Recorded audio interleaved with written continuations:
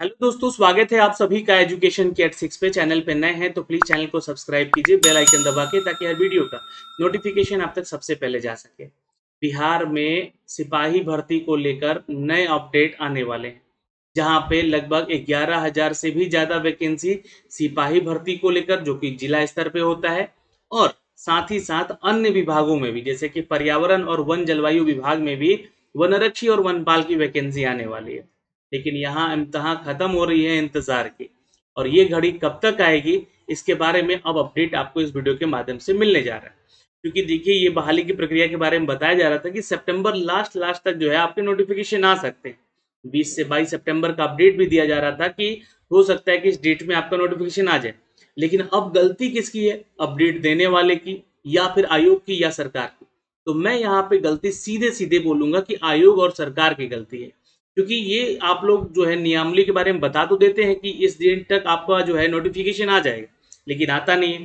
तो हो सकता है कि सीएसबीसी यहाँ पे एग्जाम कैलेंडर भी जारी करवाए, और आप लोग जैसे बीपीएससी में एग्जाम कैलेंडर देख रहे हैं, उसी तरह सीएसबीसी का भी एग्जाम कैलेंडर आ जाए, तो इसमें भी विलंबता हो रही है। दूसरी चीजें, अगर यहाँ पे आयोग की गलती है कि इसको लेट कर रही है, सितंबर खत्म होने को जा रहा है, तो जाहिर सी बात है जब नोटिफिकेशन देगा तो ये आपका एज क्राइटेरिया जो होगा, वो एज क्राइटेरिया 1 अगस्त 2022 वाला ही दे देगा। यानी कि उस समय सीमा के आधार पर ही आपका एज कैलकुलेट किया जाएगा। लेकिन ऐसा गलत हो जाएगा। अगर ये 1 जनवरी 2022 से दिया जाए तो बहुत सारे छात्र भी इसमें शामिल हो पाएंगे, जो कि इस फॉर्म को भर पाएंगे। तो यहाँ पे आयोग को और सरकार को चाहिए कि ये जो उम्र सीमा है, वो 1 जनवरी 2022 से कैलकुलेट करे, और 1 अगस्त 2022 से नहीं। चूंकि देखिए, सितंबर खत्म, अगर ये वैकेंसी सितंबर में या सितंबर के मिड तक भी आ जाती, तो शायद ये जो है आपका एज क्राइटेरिया 1 जनवरी 2022 से रखा जाता। लेकिन आपको मैं एक चीज क्लियर कर दूं कि ये जो बहाली की प्रक्रिया है, इसके लिए आपको कब से, तो 1 जनवरी 2022 से आपका एज क्राइटेरिया रखा जाएगा, और रखा जाना चाहिए यहाँ पे। तो अब हम बात करेंगे इस वीडियो के माध्यम से कि आपको इस फॉर्म के लिए जो नियमावली है उसके बारे में, और ये कब बदला गया उन सब के बारे में, और अब बहाली की प्रक्रिया कौन सा विभाग ले रहा है, और अब जो है आपका एलिजिबिलिटी क्राइटेरिया क्या होने वाला है, सबकी जानकारी संपूर्ण विश्लेषण करेंगे इस वीडियो के माध्यम से। तो चलिए सीधे लिए चलते हैं इसकी ऑफिशियल अपडेट पे। सबसे पहले तो आपको बता दें कि आपको ना बिहार गजेट का ये ऑफिशियल नोटिफिकेशन पढ़ना चाहिए। ये जारी किया गया था कब? ये जारी किया गया था दोस्तों आपको 13 मार्च 2014। लेकिन इससे पहले एक और गजेट है जो कि आपको पढ़ना चाहिए।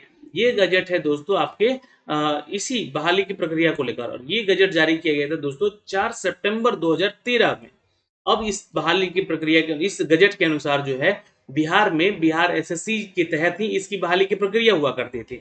जी हाँ, आप सारी डिटेल भी चेक कर सकते हैं यहाँ पे। और उस समय जो आपका क्राइटेरिया था, बिल्कुल सेम क्राइटेरिया अभी भी रखा गया है यहाँ पे, सब कुछ सिलेक्शन प्रोसीजर का। लेकिन ये बहाली की प्रक्रिया जो होती थी, ये लेती थी दोस्तों कौन? तो बिहार कर्मचारी चयन आयोग लेती थी। तो यहाँ पे आप लोग सारा डिटेल भी चेक कर सकते हैं। बिहार कर्मचारी चयन आयोग के तहत नियुक्ति की हेतु यहाँ ली जाने वाली परीक्षाओं के लिए संचालन नियमावली 2010 के तहत अनुसार की जाती थी। तो ये दोस्तों आपको, जिसमें कि एलिजिबिलिटी क्राइटेरिया वगैरह था, ये क्या क्या था उस समय, और यही एलिजिबिलिटी क्राइटेरिया इस समय का भी है। जैसे कि यहाँ पे आप जो वनरक्षी के पद के हेतु यहाँ पे जो उम्र सीमा है 18 से लेकर 23 साल तक का रखा गया है। ये जनरल यानी कि सामान्य वर्ग के लिए, और 2 साल का रिलैक्सेशन सिर्फ मिलेगा यहाँ पर बीसी और ईबीसी के छात्रों के लिए। ठीक है।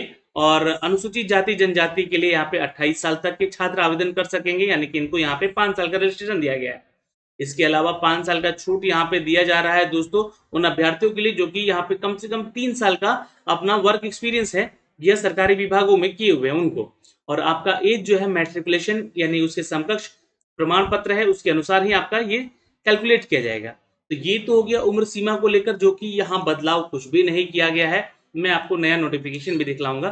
शैक्षणिक योग्यता की बात कर ले दोस्तों, तो मैट्रिक के आधार पर ये जो बहाली की प्रक्रिया रखी जाती थी, अब यहाँ पे हुआ है ये बदलाव। ठीक है, ये ध्यान रखिएगा, यहाँ पे ये बदलाव हुआ है। पहले जो ये बहाली की प्रक्रिया थी, ये बिहार एसएससी कंडक्ट कराती थी, जो कि सीएचएसएल के तहत यहाँ पे ये वैकेंसी लेते थे। यानी फर्स्ट इंटरमीडिएट जो एग्जाम हुआ था आपका, उसके तहत यहाँ पे बहाली की प्रक्रिया ली गई थी। कितनी वैकेंसी हुई थी?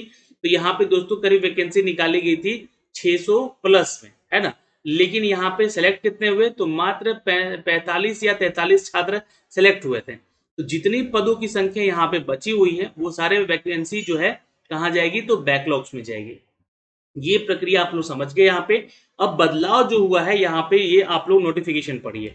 ये जो नोटिफिकेशन है 2000 2000 ये 14 वाला पढ़िए। यहाँ पे जो बदलाव किए गए हैं, यहाँ पे बोला गया है कि वनरक्षी के पद पर नियुक्ति हेतु न्यूनतम शैक्षण अर्हता जो है यहाँ पे आपके मान्यता प्राप्त विद्यालय से या बोर्ड से 10+2 का होना जरूरी है, यानी कि उसके समकक्ष होना जरूरी है।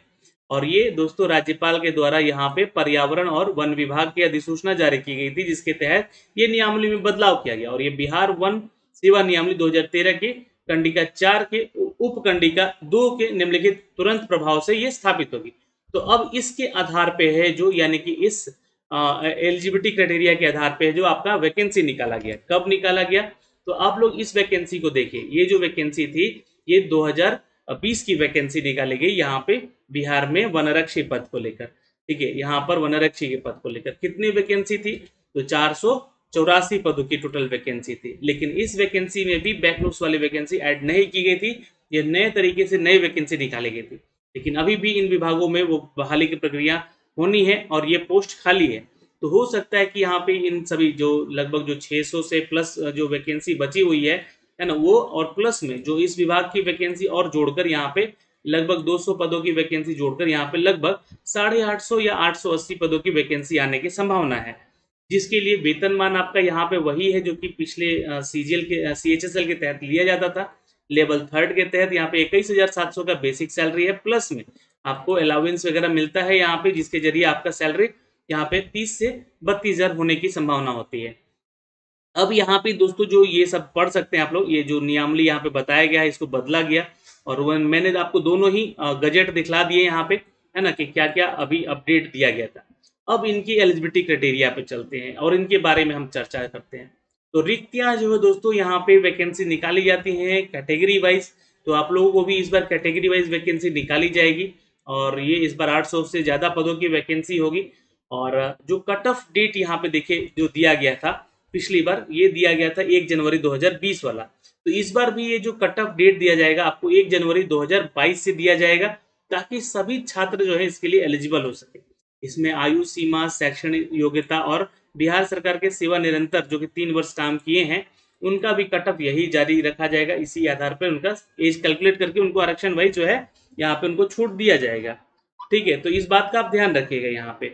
ओके, अब यहाँ पे जो अपडेट है दोस्तों महिलाओं के आरक्षण को लेकर, जो कि बिहार के महिलाओं को ही सिर्फ आरक्षण यहाँ पे मिल सकता है। महिलाओं के जो कि बिहार से संबंधित हैं, 3% का आरक्षण यहाँ पे पिछड़ा वर्ग की महिलाओं को अलग से दिया जाए, यानी कि 35% तो महिलाओं का आरक्षण है ही, 3% ये भी आरक्षण उनको मिलता है। 38% ओबीसी महिलाओं को यहाँ पे आरक्षण मिल जाता है, इनके चलते सिलेक्शन भी उनका अच्छा खासा होता है। और यहाँ पे दोस्तों देख सकते हैं बाकी 97% जो है ये आपके, और 35% जो है आरक्षित जो कि गैर आरक्षित कोटि में महिलाओं को दिया जाता है। तो इनमें से 97 में से 35 भी गया, तो ये ध्यान रखेंगे।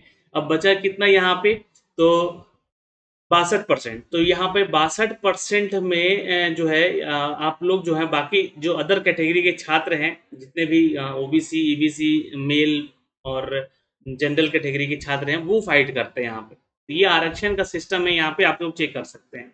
ओके, अब यहाँ पे वनरक्षी के पद हेतु जो आवेदन वही करते हैं जो कि भारतीय नागरिक हैं। पहली चीज, आप ऑल इंडिया वैकेंसी होती है ये, है ना, आप उत्तर प्रदेश से हैं, वेस्ट बंगाल से हैं तो भी आवेदन कर सकते हैं।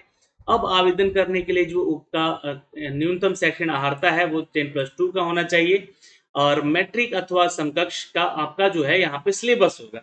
तो सिलेबस जो है आपका मैट्रिक के आधार पे ही किया जाएगा, और उम्र सीमा भी आपको मैट्रिक के आधार पे ही कैलकुलेट किया जाएगा, जो कि आपका कम से कम 23 साल एज होना चाहिए। और ये प्रावधान भी आपको रखा गया है दोस्तों, जो आरक्षण का अधिनियम है 219 वाला 2019 वाला, धारा 4 के तहत यह प्रावधान रखा गया था कि इसका उम्र सीमा कम रखा जाएगा।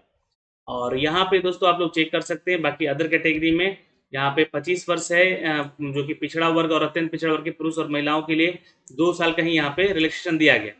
फिर उसके अलावा बात करें तो अनुसूचित जाति के लिए यहाँ पे 5 साल का रिलैक्सेशन है, और अगर आप सेवा संवर्ग में कहीं काम कर चुके हैं 3 साल के लिए तो आपको 5 साल का छूट यहाँ पे दिया जाएगा। ओके, अब यहाँ पे दोस्तों ये मैट्रिकुलेशन के आधार पे ही जो आपका एज कैलकुलेशन होगा वो भी यहाँ पे लिख दिया गया है, इसी के आधार पे आपका एज कैलकुलेट किया जाएगा। अभ्यर्थी का जो शारीरिक क्षमता है, जो यानी कि पीएसटी इसको कहते हैं हम लोग, है ना, वो क्या होना चाहिए यहाँ पे। तो देखिए जो आपका न्यूनतम हाइट है अनुसूचित जाति जनजाति को लेकर, ये बिल्कुल वही है जो कि बिहार एसएससी के तहत जब आपका सिलेक्शन लिया जाता था, 160 सेंटीमीटर। और यहाँ पे दोस्तों जो अन्य है यानी कि जनरल, ओबीसी, ईबीसी कैटेगरी वाले छात्र 165 सेंटीमीटर, 79 इनका सीना फुलाना है और 81 सेंटीमीटर जो है इनका, जो कि जनरल कैटेगरी ओबीसी ईबीसी वाले छात्रों को सीना फुलाना है। 5 सेंटीमीटर का एक्सपेंशन यहाँ पे होना चाहिए, देखिए फुलाकर यहाँ पे चेस्ट का मेजरमेंट लिया जाएगा बाद में, तो ये भी 5 सेंटीमीटर का इनको भी ऊपर फुलाना होता है। पैदल चलने की क्षमता यहाँ पे रखी गई है, यहाँ पे रनिंग नहीं है, तो ये एक इम्पॉर्टेंट है जहाँ से आपका सिलेक्शन जो है नंबर अच्छा खासा उठता है। इन सब के लिए तो नंबर नहीं होता है, लेकिन इसके लिए नंबर आपको मिलेगा। तो यहाँ 4 घंटे में 25 किलोमीटर अनुसूचित जनजाति को और 4 घंटे में 25 किलोमीटर अन्य कैटेगरी, यानी कि सभी के लिए सेम क्राइटेरिया है यहाँ पे पैदल चलने का। ओके, आगे चलते हैं, महिलाओं की बात करते हैं। तो इनका हाइट 155 सेंटीमीटर जो कि एससी एसटी छात्रों से हैं, छात्राओं से हैं संबंधित, और 160 सेंटीमीटर जो कि अन्य कैटेगरी के छात्राएं हैं। तो ये ध्यान रखिएगा, और ये इनको पैदल चलना है सिर्फ यहाँ पे 4 घंटे में 14 किलोमीटर दोनों को ही, है ना, दोनों मतलब ऑल कैटेगरी वाले छात्राओं को, ठीक है, तो ये ध्यान रखेंगे। तो आपको ये आपका पीएसटी समझ में आ गया, फिजिकल स्टैंडर्ड जो टर्म्स है वो समझ में आ गया यहाँ पे। अब नियुक्ति की जो प्रक्रिया है इसको समझने का प्रयास करते हैं। ये प्रक्रिया आपका पहले चरण में रिटन एग्जाम होगा, जहां पे आपको बता दें कि आवेदन पत्र के संग्रह में उपरांत में यहाँ पे समीक्षा की जाएगी। जिन अभ्यर्थियों का आवेदन पत्र सही पाया जाएगा उनको यहाँ पे लिखित परीक्षा देने का मौका मिलेगा। लिखित परीक्षा के स्तर पर बिहार विद्यालय परीक्षा समिति इंटरमीडिएट स्तर पर होगा, ये ध्यान रखेंगे, जहाँ पे गणित, सामान्य विज्ञान के प्रश्न मैट्रिकुलेशन अथवा समकक्ष होंगे। यहाँ देखिए ये जो मैथ्स का और सामान्य विज्ञान का यानी मैथ और साइंस का जो प्रश्न होगा वो मैट्रिकुलेशन के आधार पे होगा, ये ध्यान रखेंगे। लेकिन उनका जो इंटरमीडिएट जो है ये क्वालिफिकेशन होना चाहिए, लिखित परीक्षा का जो स्तर है वो 10+2 का ही होगा, ध्यान रखेंगे, यानी कि आप 12th पास है तो ही आप इस एग्जाम को दे सकते हैं। यहाँ पे आपको बता दें कि जो सिलेबस होगा ये मैट्रिकुलेशन का, मैथ और रीजनिंग, मैथ और साइंस का वो मैट्रिकुलेशन के आधार पर होगा।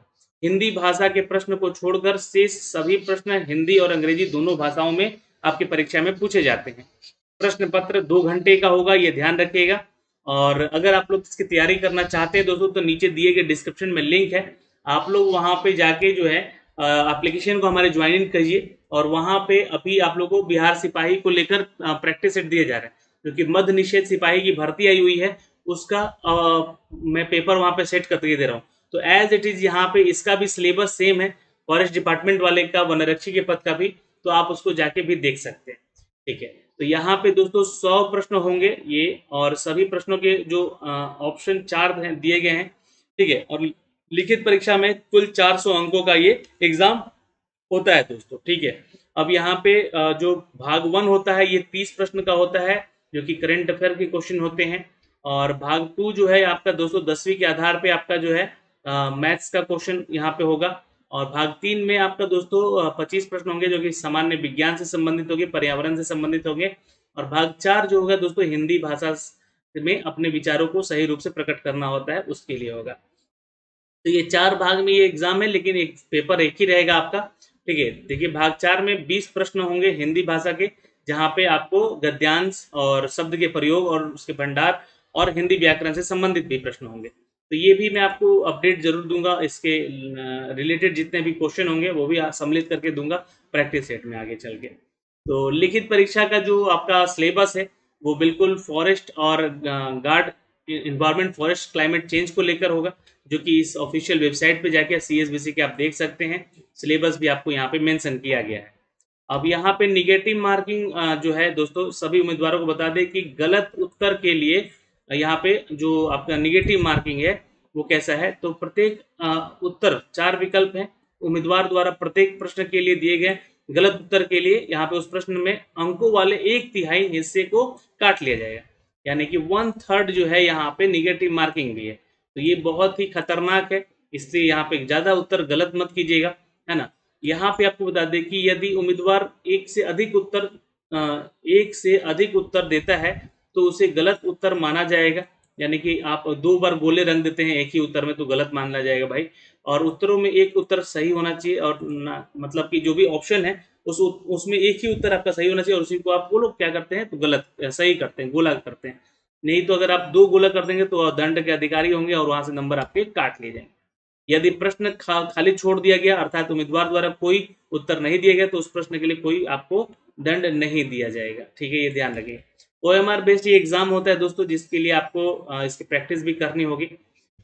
यहाँ पे क्वालिफाई तो कर लेंगे इतने प्रतिशत लाके मार्क्स, लेकिन क्वालिफाई करने से नहीं होगा, ये कट ऑफ मार्क्स आपको क्लियर करना होगा। जो भी हाईएस्ट कट ऑफ होता है उसी के आधार पे यहाँ पे आपका सिलेक्शन लिया जाता है। लेकिन ये परसेंटेज दिया गया कि 40% ला दिए तो आपका क्वालिफाई हो गया, तो क्वालिफाई होने से कोई मतलब है नहीं, यहाँ पे कट ऑफ पार करना होता है। ठीक है, ये ध्यान रखिएगा। और लिखित परीक्षा के आधार पे जो है 1:2 के मतलब 2 गुना छात्रों को यहाँ पे लिया जाएगा। यानी कि मान लीजिए इस बार 800 वैकेंसी 880 पोस्ट की वैकेंसी अगर आती है तो लगभग 1600-1700 छात्रों को यहाँ पे ये सेलेक्ट किया जाएगा इस पीईटी की परीक्षा को लेकर, जो कि शारीरिक दक्षता होगी आपकी। लिखित परीक्षा के आधार पर चयनित अभ्यर्थियों का जो है आपका शारीरिक परीक्षण किया जाएगा, जिसमें कि आपको सब कुछ फिजिकली आपको प्रेजेंट होना अनिवार्य है। शारीरिक योग्यता के न्यूनतम जो निर्धारित मापदंड है उसमें कोई छूट का प्रावधान नहीं होगा। द्वितीय चरण ही आपका यहाँ पे फिजिकल होगा, और तीसरे में ही आप दूसरे चरण में ही आपका मेडिकल जांच भी होगा, है ना। तो ये ध्यान रखिएगा। ये आपका जो है सब कुछ अपडेटेड है दोस्तों, यहाँ से इस बहाली की प्रक्रिया को लेकर, जिसकी नियुक्ति को लेकर यहाँ पे अपडेट हमने सारे दे दी है। ठीक है, अब ऑफिशियल वेबसाइट पे इसका अपडेट आएगा। 450 रुपये फीस चार्ज लगता है इसका। SC ST वाले छात्रों के लिए 112 रुपये फीस है यहाँ पे, क्योंकि आप ऑनलाइन पेमेंट भी इसको कर सकते हैं घर बैठे। तो अभी ये ऑफिशियल अपडेट आने वाला है दोस्तों 800 पदों के लिए, जिसके लिए कि आप छात्र यहाँ पे आवेदन करेंगे।